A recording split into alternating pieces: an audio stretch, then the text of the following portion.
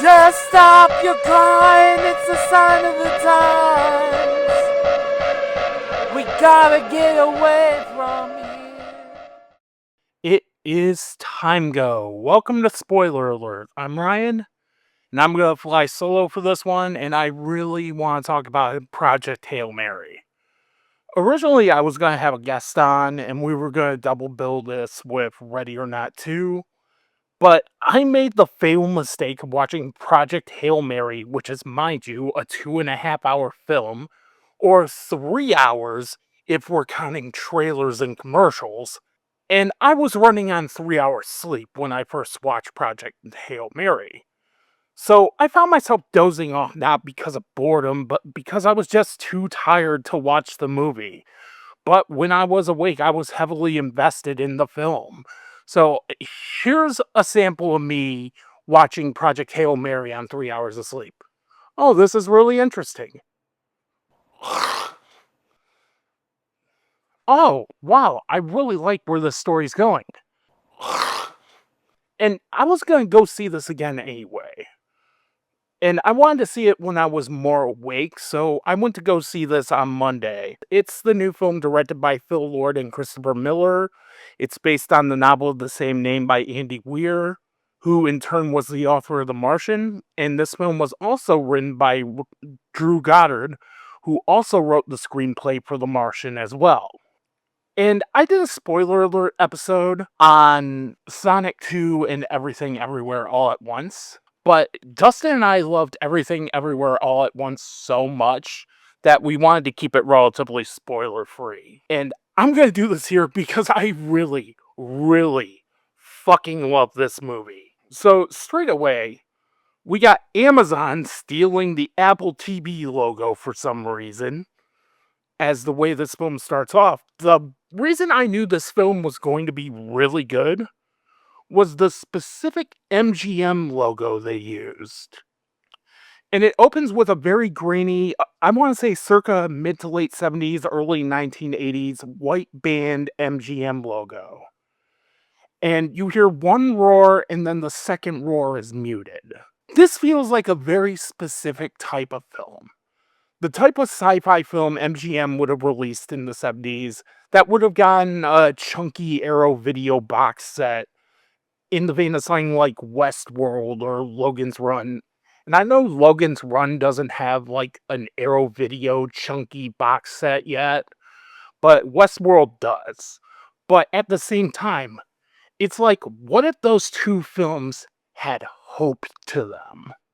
And the film starts straight away with an homage to Stanley Kubrick, where you're seeing this really grainy montage of reds and blues as they're flashing at you. And I really dug that angle. And the film starts off with Grace waking up to find out he's in space alone and the sole survivor of Project Hail Mary. And the stakes here are it would take 11 years to contact Earth and approximately 114 years just to get home. So basically, they're sent up there to die. And the film intercuts between his memories and the present moment he's in while he's on this spaceship. And we go back to his past, and Ryan Gosling's character, Ryland Grace, is a middle school science teacher, but he's referred to as Grace throughout the rest of this film.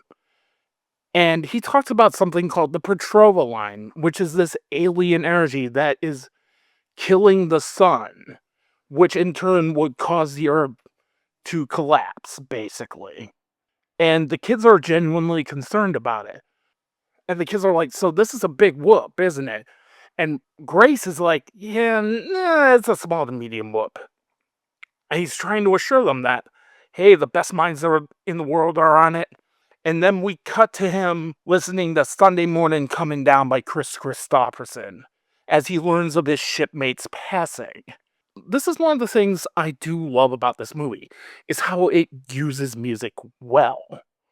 And another thing I want to praise about Project Hail Mary is this asks the question, what if an MCU film was adult and treated you with actual respect? While he's mourning the loss of his two shipmates, we're cutting back to Academy Award nominee Sandra Hüller from Anatomy of a Fall in The Zone of Interest as Eva, who recruits him as a middle school science teacher over a dissertation.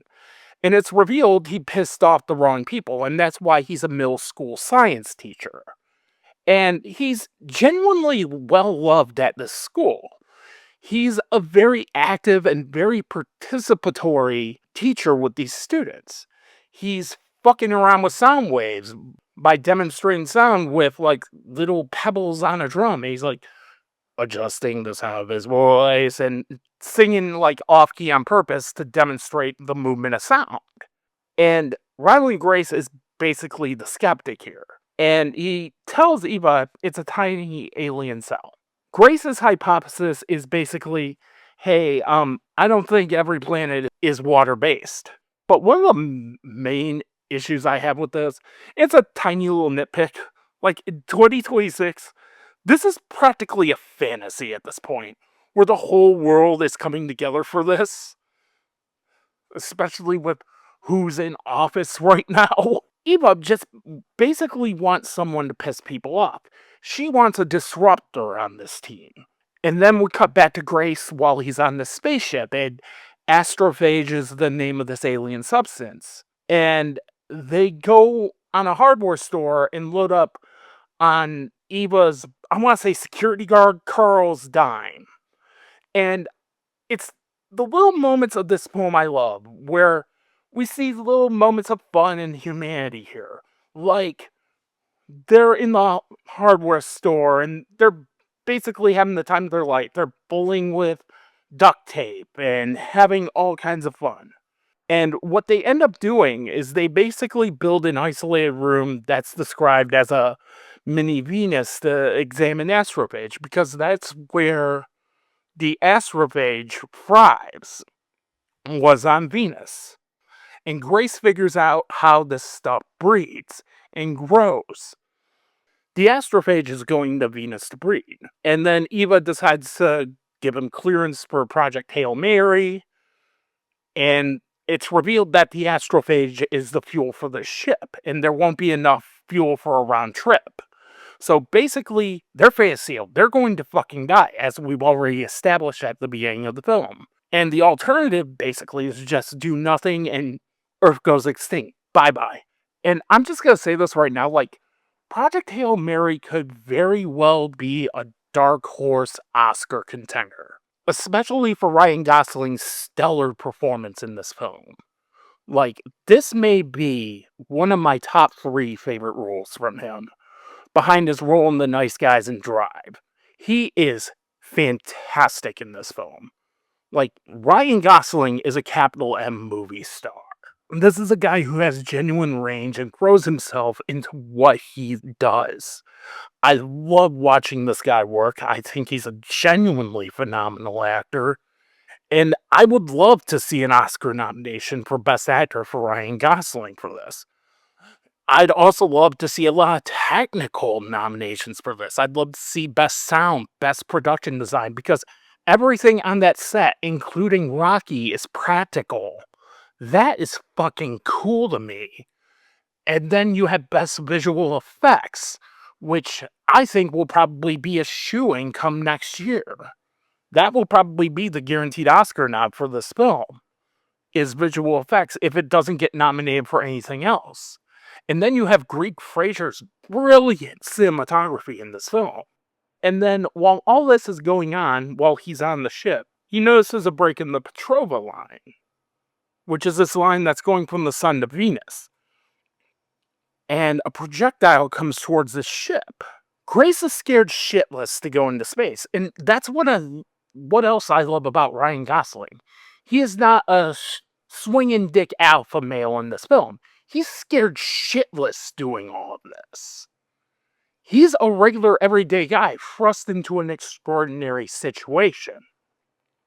His crew is dead. He's the only person that knows what to do in this situation. He can't pilot the plane. He has to science the shit out of everything. He has to cross his T's and dot his I's to ensure everything is perfect with this mission. And then it turns out that projectile that hits the ship is solid xenon. The packages are being used to communicate with the ship, and it's revealed that this is Rocky. And Rocky's afraid at first. And to break the ice, Grace sings the Close Encounters theme to the alien, and the alien practically responds back like the aliens do in that film. And then Rocky gives him oxygen so he can breathe on his ship. And it's also revealed that he too is looking into the Petrova line. And he sees her echolocation. And he uses it to communicate with Rocky. And Rocky's son as well is dying. And there are great little touches with this film. Like how this scene's in the trailer, and Grace is picking Rocky's voice, and one of the voices just happens to be Meryl Streep herself. And that got a good laugh out of me, where Grace is like, wow, she can do everything.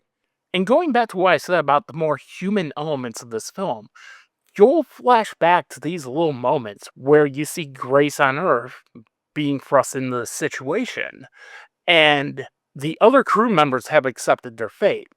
They're partying like it's 1999. They straight up want to shoot up heroin and die once they're done. They're stoked to pick how they die. And meanwhile, you have Grace, who is totally reluctant to do this mission. And then you get these little human touches as we get to know them more. How they're hooking up with each other. How they're singing karaoke, like with Winds of Change, or Sandra Hüller giving a stellar performance of Sign of the Times by Harry Styles. A song I could have swore was a deep cut by a band like, say, Bread or Air Supply or someone like that. Only to find out it was in fact Harry Styles. That is the close second best needle drop of the year, right behind The Number of the Beast from 28 Years Later, The Bone Temple. I don't think anything is going to beat that needle drop this year. I love that it took the time to show Eva as human, where she is singing this song, Sign of the Times, which I sang the beginning of, which is very mournful, like this may be the last time she sees these people. It's basically her message to them, and it gives her that little bit of humanity, and Sandra Hüller sells it with a really good singing voice. And you start to see why she was nominated for Anatomy of a Fall. Like, I think she's going to become a big global crossover star. Even though I would have rather seen her nominated for The Zone of Interest, because Anatomy of a Fall I liked, but didn't love, and I certainly didn't, I need to buy the Criterion 4K of this film love. And when you watch this film, it's just simply breathtaking. Whether it's in space or on Earth, or when we see Grace and Rocky get to know each other, and Grace shows Rocky clips from Rocky and explains to him the origins of Rocky, because Jeff Bezos didn't buy MGM for nothing. He's got to have some MGM cross promotion in there, god damn it. But at the same time, that works. And that goes into the fact that they discover a planet. And he asks Rocky the name of the planet. And Rocky only speaks in like high-pitched squeals, basically, without a laptop. And through the laptop, he says, need human name for Rocky's mate. And Grace goes, Adrian. And Rocky goes, Adrian, I like that name. In a very robotic, monotone voice. And I'm going to say this, Rocky is the MVP of this film. Not only is this breathtaking puppetry work, but this character is a character on paper who could be extremely fucking annoying and gimmicky and dull. It could just drive the plot down. But he isn't. He's just as compelling as a character as Grace is. And he's being controlled by strings, by numerous people. This is a practical effect. And you get another great human moment with him as Grace is saying to Rocky, like, I've accepted my fate. This is just a one-way trip for me. Once I'm done with this, I'm done. And then something comes up with this film where Rocky finds a way to get him home. Grace, with tears in his eyes, is like, I didn't mean any of that. That's just something you say. And they end up collecting this astrophage. And Grace is still scared shitless while doing this. And he's risking his life to grab the astrophage. And Grace gets knocked out as he's trying to reach for a switch. And then Rocky decides to break out of his protective barrier and flip the switch. And then we cut back to Earth, and it's revealed there's this big explosion near their rocket. And Eva still wants to launch. And everyone looks at Grace as a replacement, kind of like in a very sitcom-y way. It's like the scene in Jay and Silent Bob Strike Back, where it's like we appeared in a sequel for no real reason other than we owe the filmmaker. And then they just turn straight to camera. It's basically that scene, but in a serious situation. And I love the question Grace posits. You're asking me right now to give up my life. And then it cuts to them back on the ship. And he's trying to revive Rocky, doing everything he can. And then Grace gives Rocky a laptop with all the Earth knowledge on it. And then we're cutting back to Earth. Grace tells Eva he can't do it. And this is how Eva does something where it's like, it could be construed as evil, but you get where she's coming from with what she does here. And then they get the astrophage for the fuel for the ship, so Grace can return home. And while all this is going on, he's given a dilemma, and it involves Rocky. It's kind of a trolley problem situation. And this is where we get this great needle drop of Two of Us by the Beatles. And throughout this film, he's logging his thoughts. It's basically like The Martian, where he's sitting there logging his thoughts. This could be a sequel to The Martian with just a few rewrites. But at the same time, Project Hail Mary is its own thing. And it's a compelling way to end Grace's character arc. So, it's only March. And there are two films for sure that will be in my top 3 or my top, if not top 5.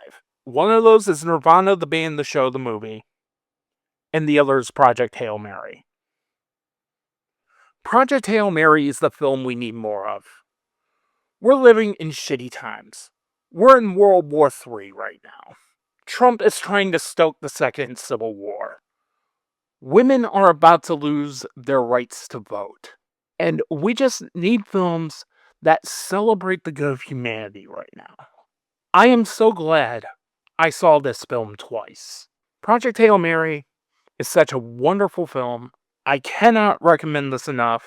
Maybe if it didn't go with like the Lord of the Rings endings, it would be 5-star Criterion Collection if it didn't go with the multiple endings. There are numerous instances where this film could have ended and I would have been happy. But the way it ends is wonderful. That was the ending to go with. So on Letterboxd, I gave Project Hail Mary a very high 4.5 out of 5.